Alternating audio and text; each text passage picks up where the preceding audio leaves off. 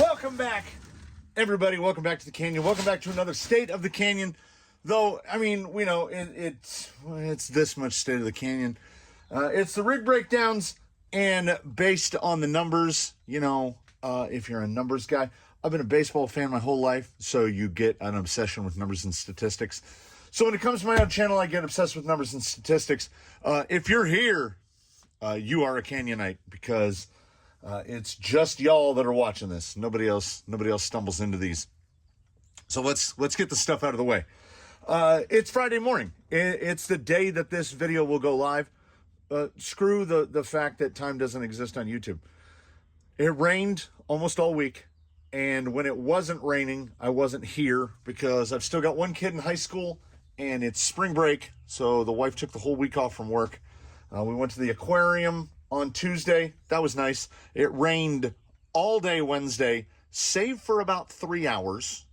And in that 3 hours, I got something approximating coursework done, which is finding out that you might have remembered from seeing in some of the shots, I had a pine tree that was growing basically parallel to the ground. It kind of went up and went parallel to the ground. Well, I got bark beetles in it, and that means you get to cut it down. And I did that, and that took... it had stopped raining. Everything was soaking wet. I got the tools and the ladder out, cut the tree down, got everything pulled out of the way, and as I'm rolling the last couple log pieces out of the way, it started raining again. Followed that up by yesterday, Disney's California Adventure for... we left at 8 a.m. and got home at 11:30 p.m. So it was one of those days. So then I just finished. I came back in from shooting B-roll. And my legs hurt. I think I walked just under 10 miles yesterday. It was like 9.7 miles. California Adventure's really spread out. Actual coursework. Some concrete got moved into place. You'll see a couple of images there. Working on the second peak, the second mountain, to accompany the first still unnamed mountain. So that's what I'm working on. But it's really tough to move that concrete when it won't stop raining. And it is supposed to stop raining for at least about 5 days. I've got three bodies to paint. I have the paint for 2 of them. I don't have the paint for the third. But I need at least 72 hours of guaranteed no rain in order to do that. And I haven't gotten that in weeks. For people obsessed with the weather, once you get to a certain age, for some reason you get obsessed with the weather.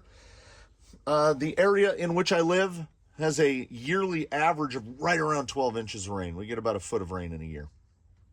Last year, we got 6.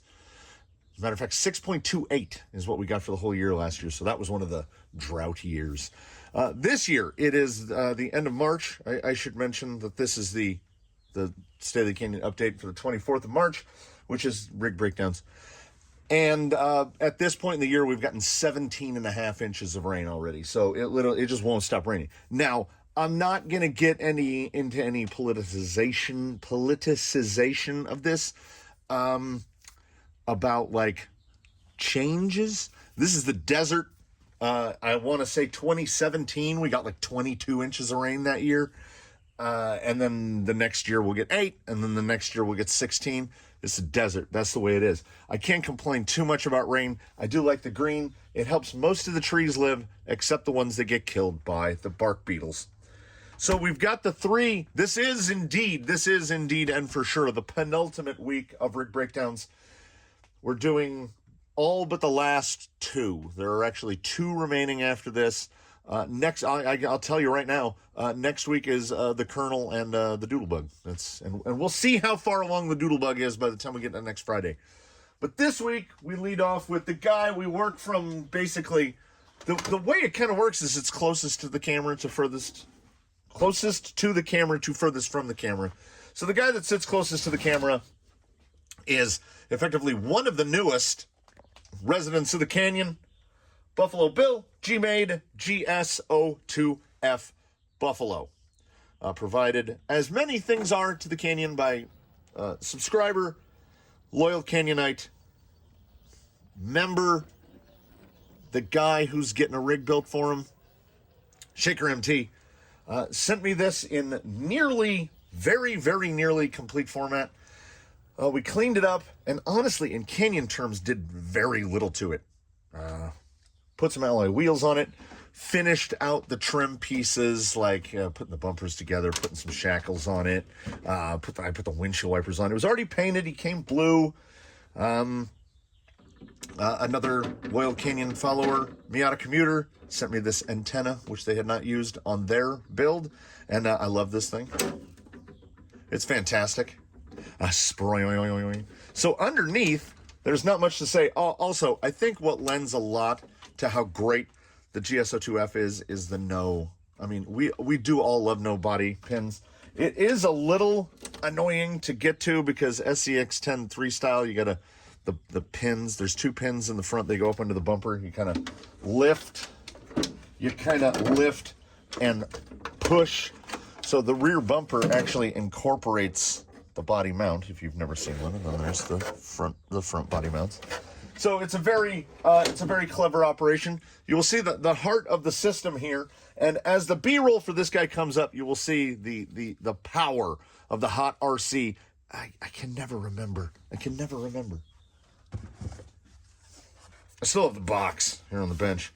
The DS4A.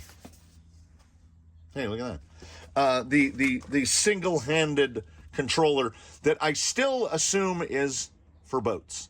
But if you're working on a rig that needs, like, this thing has 4 channels, there's 3 and 4, but they're basically just on their lock switches, basically, and you can't really, like, assign them. So I call it, like, if you've got a rig that's 2 channels, 3 channels, you can actually make this thing work. And it's one of the only rigs, if not the only rig, that I can drive and film at the same time. So Buffalo Bill gets to have shot angles that I can't do with anybody else, because in a traditional controller, I'm not capable of it. I can't do it. It's not a thing that I can do. So this guy is actually really fun. And inside of him, like, I made a couple pieces. He had these big plastic spacers to hold his fenders together. I didn't like them. I just replaced them with some ABS rod, front and rear. And then his battery was relocated from, they usually want it like back here. I just relocated it to the top of the bumper mount with like a battery mount that I made in like about 10 minutes, if that. It's just a piece of aluminum angle cut. It's literally bolted through the holes that hold the front bumper on. And because this thing is clearly intended to fit this body, everything about it, because the body mounts to the bumper only mounts in one position and has one set of holes. The rear bumper mount, you can't move it. You can't. So he is what he is. Buffalo Bill is Buffalo Bill. That's his body. This is the way these things run. It is a quick breakdown of electronics. He is running an Amazon, what I just call them Amazon Blue cases, 35 kg for steering, and an Amazon Blue case 20 kg for shifting his 2-speed. He's got a vintage, what do they call them now? G1 1080, not the G2 1080, the old 1080. And the real heart of the system, Surpass Rocket 540 Plus V4 20 turn. Nice and slow, nice and smooth, dead quiet. He's really fun to drive. He's rocking Incision 80 millimeter shocks from a Phoenix Portal. And I had to change a couple links to alter the link length to get the pinion angles the way I wanted them, and I changed all the hardware to stainless steel. This guy's a rain boy. He's ready to drive in the rain, and he's got double buns in his GMade MT 1904s. I feel like that's right. And Buffalo Bill doesn't need anything else. He's super fun to drive, and it's super fun to grab someone that's never done it, hand them this controller, and be like, try it out. And some people pick it up faster than others. It's fun. Like, he's fun to drive. It's nice to be able to film and drive at the same time if there's only one rig in the fleet that will allow me to do it. because the guy that's coming up next is kind of the opposite of this. This guy has 3 channels, and 1 is for the 2-speed. And genuinely, you could get away without the second gear. The second gear is just for fun. He's got some weak points, most notably ring and pinion. He's missing a couple teeth on his rear ring gear. And I've busted the pin in one of the front universals like 3 times. Like, I think the pin gets halfway out, and then once it's halfway out, it breaks. It's an odd length, so I have to take 2mm drill rod and cut a new pin for him. So he's not without maintenance, and I definitely consider this guy to be a trail truck that can do some rock crawling. He's surprisingly capable as a rock crawler, but as a trail truck, particularly with the single-handed remote, he's a blasto, absolute blast to drive. And I did recently, I will point out, add some Amazon, $20 Amazon knuckle weights, and that did actually seem to make a decent amount of difference. I also did, I don't want to cut away from myself. I did make new panhard to smooth out the front. His suspension actually feels really good. There was not a lot that needed to be done with this. The solitary drawback of this whole thing, I would have to say, is the sintered nature of the ring and pinion, and the fact that the gearbox is an absurdity. Like, there's the front of the motor and there's the back of the gearbox. Like, it's like 9 inches long, and out here in the middle, there's just nothing. I don't know why they didn't do a divorced transfer case, other than, I guess, because of the inclusion of the 2-speed. It's a strange thing. It's very odd. Nice, big, spacious receiver box. It's a great rig with some, I would at least say, question marks. But its performance is great all around. He's a fun drive. The body is gorgeous. He looks great with the orange wheels. Who doesn't love blue and orange? Buffalo Bill, one of the latest additions, but certainly fun to drive. And if you're considering a GMade, don't rule it out.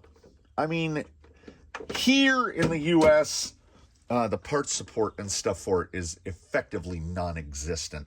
Like, I want to get a replacement ring gear for the rear, and they're pretty much out of stock on Earth. And when I do order it, it's going to have to be from like outside the country. I found one place in the United States that had them and are currently out of stock. So he's a guy that he's super fun to drive, but at the same time, I mean, am I going to have to end up replacing an axle with something else at some point because I'm going to end up fragging that gear? We're not the kindest to rigs around here, and I'm already running long because, you know what? I got to get this edited and uploaded.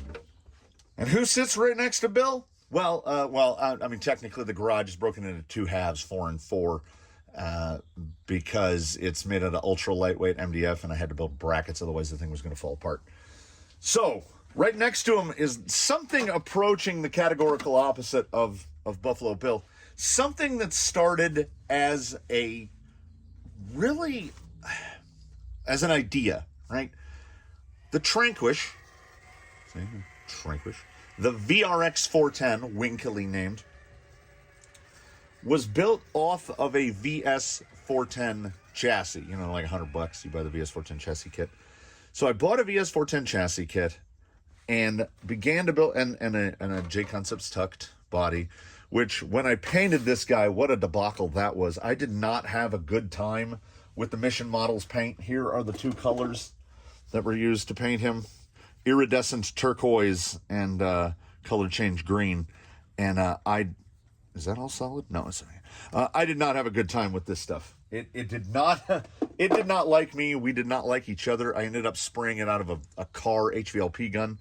And the way that the body got this kind of, how it got that finish I was just spraying it on by the gallon, and then I used the compressor to blow the color around.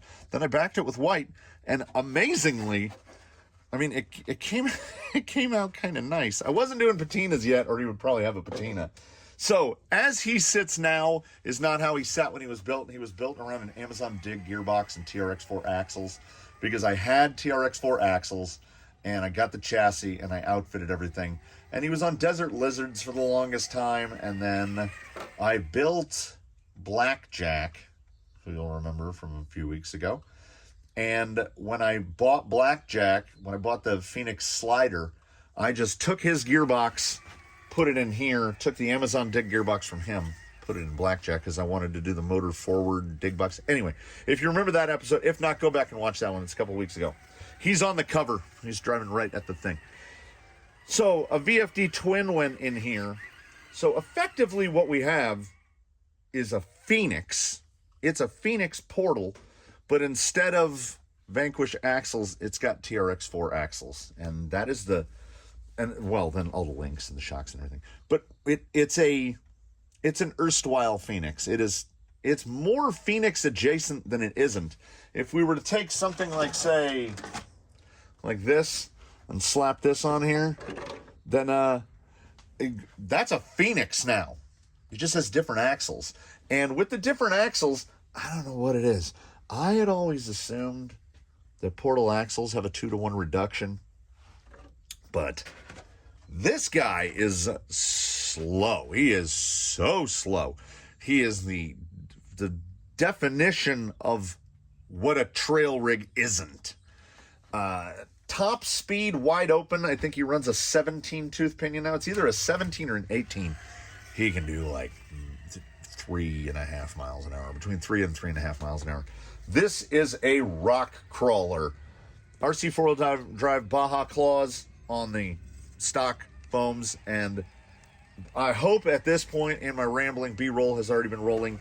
This guy is super capable, as he should be, because as I've mentioned with regards to entities like Zoidberg, a gentleman who I believe has a lot of tools, the Tranquish likewise has a lot of tools. As he is a Phoenix, he has variable overdrive and dig, but as he has TRX4 axles, he has unlockable differentials. So of course he runs on a Radial Link RC6. He would have to, because he's using 1 servo, 2 servo, 3 servo, 4 servo, 5 servo, plus a speed control. So he's using 6 of the 7 channels. Might as well find something else to put on another channel. And unfortunately, I have it set up the way I like it, so he can't have cruise control. But he's not a trail rig, so it's not a big deal. I like to put when you set up the cruise control, it requires this button, and that button is his variable overdrive. Now on a Phoenix, I put the variable overdrive here. You can't do that on him because these are his lockers. This is a guy that actually uses all the channels. And to some great effect, he is quite maneuverable. And along with being quite maneuverable, he is remarkably heavy. Like, has to be in the 9-pound range, because even if we're running half-height JX4409s, there are 4 of them in there. And then the VFD twin is not light. And he's got big, chunky portal weights in the front. Element, like Ecto stock shocks. These may in fact be Yella's original stock shocks converted over with the SE hardware to run the tiny springs for no reason other than I think the tiny springs look good. These were the wheels that were originally built and assembled for Eddie. They ended up on him. I thought they ended up looking better.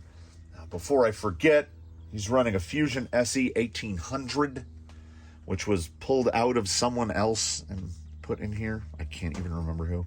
And a 9 iMod 60 kg, whatever the direct power, the big direct power one is. I'm pretty sure it's a 60. It is a noisy thing, and that's why I left the radio out. It's noisy, not in the way that when I speak about a noisy servo, it's not noisy in that way, where like if we put load on the horn, it doesn't, it's not seeking, it's not making that kind of noise, but that's pretty loud, right? Well, no, that's not pretty loud. For whatever reason, and I assume it has to be the shape of the gear, inside, whatever's going on inside there, it may be one of the loudest servos I've ever heard. But you know what? You know what it does? It works. It has plenty of torque. The speed is just about right. It's a little slow compared to a Flash Hobby 60, but at the time, every once in a while, those 99 mods, they go on big sale, and that thing was like under $40, right about $40 when I got it. And for a $40 servo, it's fantastic. It really is. He is very capable, and he is a rig that, over time, the Tranquish has gotten better and better. He has improved dramatically since his inception. Yeah, 60 kg. He keeps just getting a little better and a little better and a little better. He never had tires that really worked for him, and he got new tires. He never had the Desert Lizards were not serving him well. They just weren't set up right.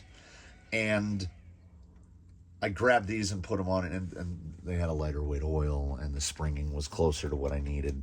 So he became better. So that was nice. And amazingly, the bracket that I fabricated to hold the two servos in a laydown configuration to do the lockers, it still works. I have broken a rear locker cable, so that had to be replaced. I had to make a crazy, you can see it right there, I had to make a crazy front upper link to clear a VFD twin, and it was one of the worst link making episodes I've ever had, because I think I made it 5 times. I kept trying to overcomplicate it, like do it all sorts of different ways. Finally, I took a piece of 4mm rod, I threaded one end, I bent it to fit, and then I threaded the other end and I put it together. When I finally arrived on how to make that link, I made that link in 5 minutes, but I spent 2 hours getting to the point where I knew what I was doing enough to make that link correctly. The Tranquish is a thing. He's a Phoenix, but he's not a Phoenix. He's mostly a Phoenix. He's inching ever closer, and if you have that many servos, your wiring is going to look like a nightmare, and his kind of does. Big Traxxas Slash receiver box mounted to I had to make a plate. I should mention that as well. I had to make a plate. I'm not doing well. I'm rushing. I keep looking at my watch. I had to make a plate with the little, if you've ever assembled a VFD twin, the little top cap has a little cutout in it because the gear is so close to the top of it. So I had to make this plate and make that little cutout so it wouldn't touch the gear, put that down to give myself something to mount that receiver box too, because there's not really a lot of other places to do it. I mean, I could have done it back here, but then the wires would reach. Anyway, he's a Phoenix. I mean, comment below if you don't think it's a Phoenix. Do you think that a TRX4 axle makes a Phoenix not a Phoenix? I don't know. Well, I mean, personally, I would consider him at the very least Phoenix adjacent. I mean, he even runs Phoenix inner front fenders, which amazingly fit with a J-Concepts tucked with no cutting. They just fit. Oh yeah, Phoenix adjacent, because to me, in my strict estimation, this is what makes a Phoenix more than anything else. So I technically have 1, 2, 3. 3! Ha ha ha. I have 3 rigs that are Phoenix adjacent, and I own 1 Phoenix. Because if you're not toting that big pound of a body around, you're like a Phoenix. But you need that thing. And lastly, but certainly not leastly, the man who is responsible for, oh God, now that I think about it, something like 8%, no, it has to be higher than that. I would go so high as to say 12% of all channel views have this vehicle in it. Lil Yella, who in my mind stands out most for being featured in a video called Lil Yella is Not an Ecto, and it all sprung out of one video in which I posed the question, mostly to myself, of would I trade Overdrive for Dig? And the answer was yes. And the rest is, as they say, history. Of course, not running an Ecto body, he's running a Gozer. And you will see in some of the clips of the B-roll here in the background, there's a reason. The Gozer is a love it or hate it body. Certainly, it's kind of a strange looking thing. But something about it, it's like slippery. You can put it through gaps that you're like, nah, it's never going to happen. It has a good shape for self-righting. It's not heavy. Don't discount the Gozer. Like, when I ordered mine, the only pictures I had seen of it online made me go, I don't know.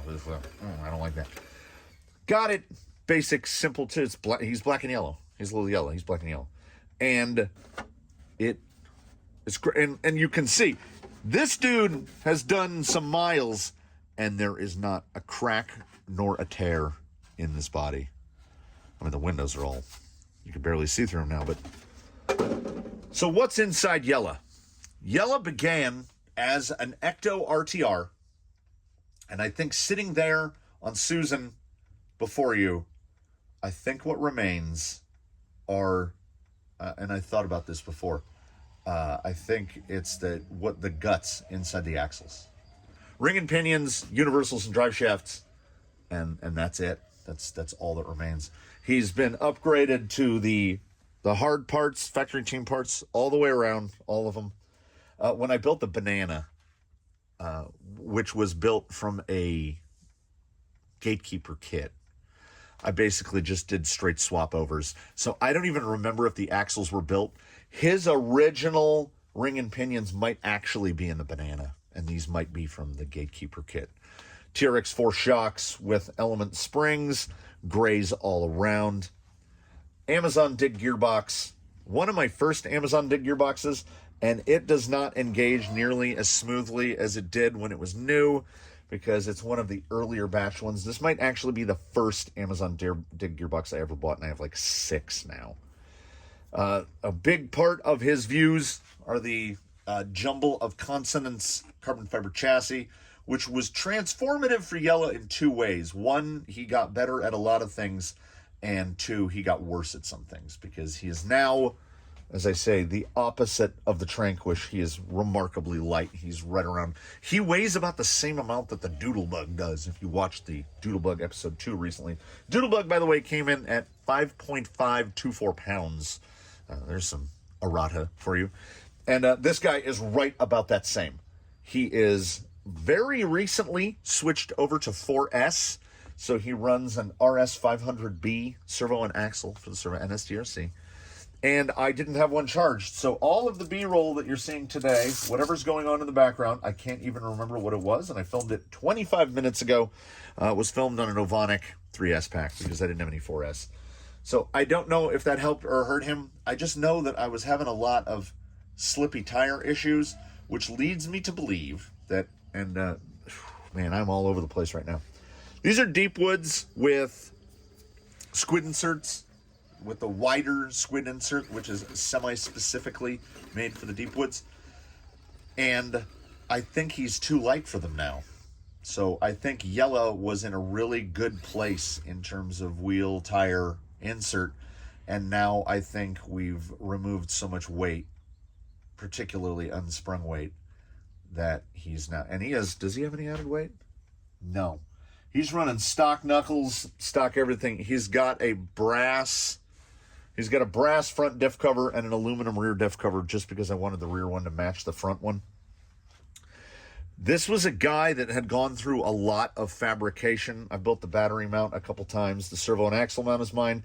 This was either the first or the second bumper I ever welded up. It might have been the first one. He's running a Bauhaus LCG skid. Half of the links are fabricated by me. I mean, he's got a mess. I made him some aluminum front uppers, brass front lowers. He's got TRX4 Defender rear lowers, and his rear uppers are massive 4mm Lunsford titaniums that aren't the perfect length, but they just look really cool, so I just leave them in there. He's running a flashed AM32 for the speed control. Brood Racing Riot S, 1650 kV. I always get that number wrong. I keep thinking in my head that he's a 1450, but that's Daphne. He's a 1650. So there's no BEC in that speed control. So he's running one of those tiny little NSDRC ones just to operate his dig servo, as the NS DRC RS500B is direct power. Everything about him, like, he's one of those guys that's really close to being complete. When I drive him and when I think about it, there's nothing that stands out glaringly to me as, oh, we have to change that because this doesn't work or that doesn't work. He's really good. And he is definitely one of the OGs in Crawler Canyon terms. I very recently put one of the homeless Power Hobby TR4s on there, and I don't know if I like it. I don't know if I like it. I don't know. I could feel the weight change, and the Power Hobby TR4 is a very inexpensive micro servo, so it's not, shall we say, well, I don't know. The dig mechanism is really, the edges of the dogs are really galled out. So sometimes it takes a couple hits of dig to get dig to engage for this guy. So maybe I'm being unnecessarily unfair to the Power Hobby TR4. And what actually just needs to happen is, I mean, this is Amazon equipment. There's no, I'm not going to be able to find that part. Like, you can't order that part. And it's all galled around the edges, as I said. So sometimes the dig just doesn't want to engage for the first couple of hits. And this isn't helpful while crawling. So he may indeed need, at some point in the future, just a gearbox replacement, because it's unfortunate. And then, there's always that option of just eliminating the dig, locking out the dig effectively. Like, I'll remove the linkage and I'll just lock a pin forward so that it's just locked in forward drive. And then we've got a gearbox to put in something else. I mean, it's just it's a 3-gear with a long tail on it. Or I can see if I can just fit a traditional main gear in there and run it in something else. Yella needs tire insert addressed. He needs something done about his gearbox, which doesn't work as good as it could. But other than that, Yella's pretty great. It's a fun drive. On 4S, he's remarkably capable in what he can do, like in terms of trail speed, overall speed. He still needs to get... Did I set him up with... Why am I asking you? You wouldn't know. Have I set him up for cruise control? Yes. Yes, Yella has cruise. And that's it for this one. I feel like I went on too long. I hope that this is going to be... I hope that when you all sit down to watch this evening, the loyalites, the loyal Canyonites, I hope that it's been upscaled to HD, because sometimes YouTube is not fast. I have more stuff to get done today. I would like to get some more concrete moved at some point during the day. I have a couple more videos ready to film going into the pipe. We will, I have no idea what the release schedule on those are going to be, so I'm not even going to speculate on it. Next week is just the Colonel and the Doodlebug. Up in the upcoming week, we'll have the usual shenanigans, Wheelin' Wednesday there in the middle. We'll see if the wheels choose violence again. I've got to get this into the editing bay and get this put together. So we all do thank you for watching. We do, as always, we invite you to comment below. Please drop a like if you liked it. Subscribe if you haven't. Consider a channel membership. It helps the channel grow, and it really does. I mean, I know that's a thing that a lot of channels say, but it really does. Tune in for whatever comes next, as is our usual instruction at the closure of these sorts of installments. Please, one and all, do your very best to have a good one, everybody, between now and when we meet again. And as my mother used to say to me when I was a wee lad, be good. You soap. We'll see you in the next one.